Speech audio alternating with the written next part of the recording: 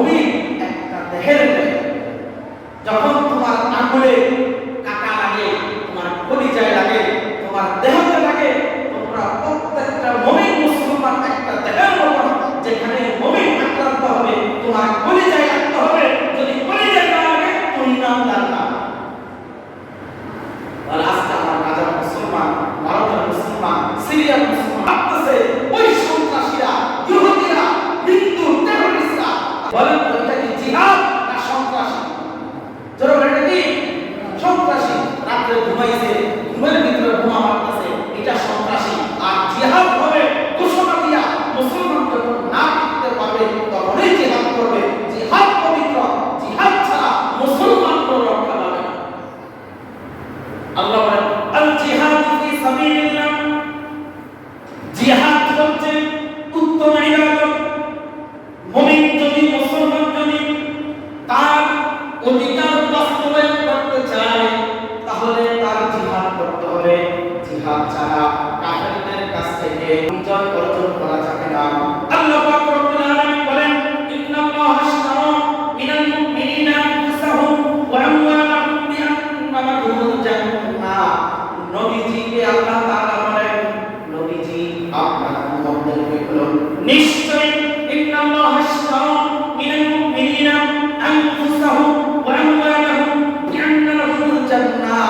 হে নবী আপনি বলেন নিশ্চয়ই আমি ইমানদারের জান মাল সব কিছু দিলাম শুধু একটি বিনিময়। কিসের বিনিময়?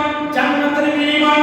আল্লাহ পাক রব্বুল আলামিন বলেন ইউকাতিলুনা ফি সাবিলিল্লাহি ফায়াকতুলুনা ওয়া ইউকতালুন। আমি যে জিহাদ ফরজ করে দিয়েছি, ইউকাতিলুনা কাফেরদেরকে হত্যা করো, যারা মুসলমানদের উপর আক্রমণ করবে তাদেরকে হত্যা করো। ফায়াকতুলুনা ওয়া ইউকতালুন, তুমিও শহীদ হও। কি হও? কি বলছে আল্লাহ? এটা আমার কথা না আল্লাহর কথা? আল্লাহ কোরআন বলতেছে যারাই তোমাদের উপর অত্যাচার করবে জিহাদের ঘোষণা দাও। ইউকাতিলুনা ফি সাবিলিল্লাহ, আল্লাহর রাস্তায় জিহাদ করো। যারাই তোমাদের উপর আক্রমণ করবে তাদেরকে হত্যা করো আর তোমরা শহীদ হও। সুবহানাল্লাহ। ওয়া'দান আলাইহি হাক্কান ফিত তাওরাত ওয়াল ইনজিল। আমি শুধু এই বিধানকে, আমার ওয়াদাকে আমি এরকম ভাবে ফুটিয়ে তুলেছি তোমরা কি জানো?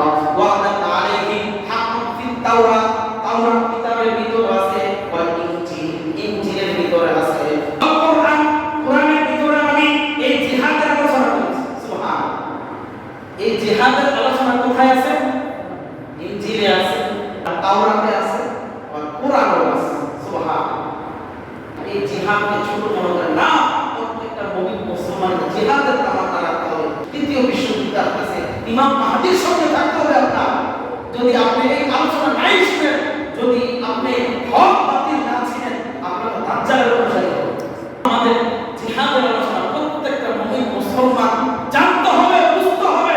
নামাজ যেরকম পড়ি বুঝা শুনেন, জিহাদও বুঝতে হবে কোনটা জিহাদ কোনটা সন্ত্রাসী। নবী করিম সাল্লাল্লাহু আলাইহি ওয়াসাল্লাম 13 বছর পর্যন্ত নির্যাতন সহ্য করেছেন, 10 বছর জিহাদ করেছেন নবীজি। কেন? ইসলাম দ্বীন, আল্লাহ তাআলার দ্বীনকে প্রতিষ্ঠার জন্য, আল্লাহ তাআলার দ্বীনকে জিন্দা রাখার জন্য। আল জিহাদ ফি সাবিলিল্লাহ, আমি নামাজের চাইতে উত্তম ইবাদত দিয়েছি জিহাদকে। কেন? জিহাদ যদি করো ইসলাম প্রতিষ্ঠা হবে।